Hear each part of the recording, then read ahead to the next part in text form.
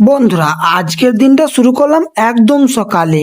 ঘুম থেকে উঠে সরাসরি চলে গেলাম বাজারে। বাজারে গিয়ে একটু ঘুরলাম, দরদাম করলাম, তারপর যা দরকার ছিল কিনে বাড়ি ফিরে এলাম। বাড়ি এসে দেখি তখন প্রায় 10টা বাজে, তাই ফ্রেশ হয়ে 10টার খাবার খেয়ে নিলাম। খাওয়া দাওয়া শেষ করে একটু ঘরে বসে আরাম করলাম।